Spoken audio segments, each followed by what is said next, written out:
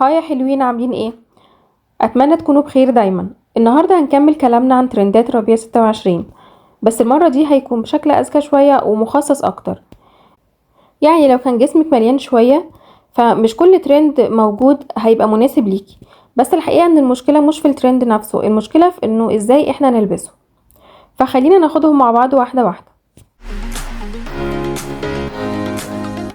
خليني اقولك الاول انه في 3 غلطات بيقع فيها ناس كتير. اول غلطة هي اللبس الواسع زيادة. مش اي حاجة اوفر سايزد بتكون حلوة، الزيادة هنا بتخلي الجسم كله يبان كأنه بلوك واحد او قطعة واحدة. تاني حاجة من الغلطات المهمة برضو ان احنا نستعمل اقمشة بتكون منفوشة بزيادة او تقيلة قوي. في خامات بتكبر جدا حتى لو شكلها حلو على الشماعة قصادنا. وتالت حاجة بقى القصات اللي بتقطع الجسم. اي خط عرضي في منطقة مليانة شوية هيخليها تبان اعرض، فالافضل ان احنا نتجنب ده خالص. طيب نعمل ايه بقى وازاي نلبس الترندات دي بطريقة صحيحة؟ خلينا ندخل على الترندات واحدة واحدة ونشوف. اول حاجة الأقمشة المنسدلة.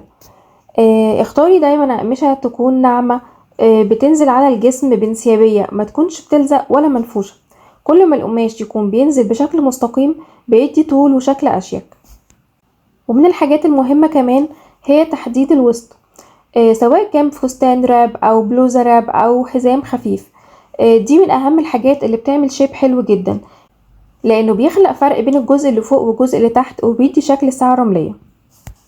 طيب لو بتحبي اللوك الكلاسيك، فالجاكيتات الكلاسيك اختاريها تكون متفصلة على جسمك، مقاسها مظبوط وطولها يكون بيعدي منطقة الهبس، هتظبط شكل الكتف والوسط بطريقة شيك.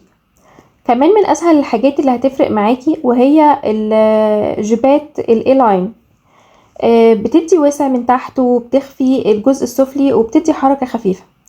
وطبعا ما ننساش حاجة بسيطة جدا بس قوية، وهي ان احنا نستعمل المونوكروم، وهو انك تلبسي اللوك كله يكون بلون واحد او بدرجات قريبة من بعض. ده بيدي طول للجسم بشكل فوري، لان العين ما بتتقطعش، بتشوف الجسم كله كخط واحد طويل، وبيدي لوك شيك جدا. نيجي بقى للحاجات اللي محتاجة شوية ذكاء في استعمالها، زي الاكسسوارات الطولية. دي من الحاجات اللي بتفرق جدا في الشكل. ليه بقى؟ لان اي حاجة بتعمل خط طويل نازل في الجسم بتسحب العين لتحت، زي مثلا السلاسل الطويلة، بتدي احساس ان الجسم اطول واخف. كمان السكارف لو اتلبس بشكل طويل وسايب برضو بيعمل نفس التأثير وبيكسر عرض الجسم بطريقة حلوة ولطيفة.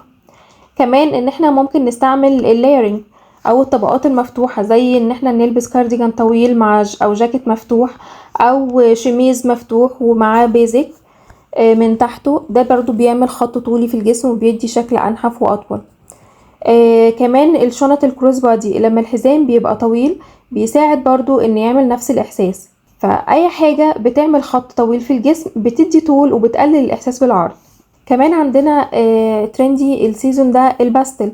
الوانه بتكون جميلة جدا في الربيع، بس هيكون هنا الافضل انك تدمجيه مع لون اغمق شوية، لان الالوان الفاتحة بتعكس الضوء فبتخلي الشكل يبان اعرض، فالافضل ان احنا نوازنها بلون اغمق شوية. وبرضو الاوفر سايزد ينفع نستعمله قوي بس بشروط. لازم نعمل فيه توازن، يعني ان احنا نكسر الواسع بحاجة محددة شوية عشان ما يبقاش الجسم كله نفس الحجم، غير كده هيكبرك فورا. ومن الترندات القوية برضو الشراشيب، بس ان احنا نستعملها بذكاء، يعني تكون خفيفة ومش مبالغ فيها.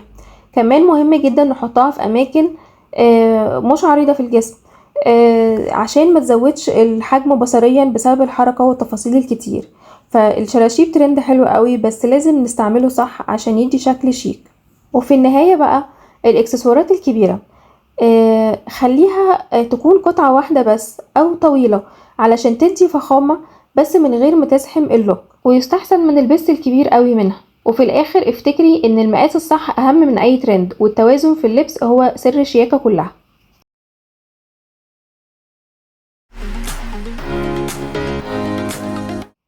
ولو عايزة تعرفي ترندات ربيع 2026 بالتفصيل، تقدري ترجعي وتشوفي الفيديو الاساسي، واللي هسيبلك اللينك بتاعه في البايو. كمان الفيديو اللي طلبتوه عن الوان الشعر المناسبه للبشره المحايده هينزل ان شاء الله نص الاسبوع يوم الاثنين. وكان في بنوته طلبته مخصوص، فما تقلقوش انا فاكره طلباتكم دايما.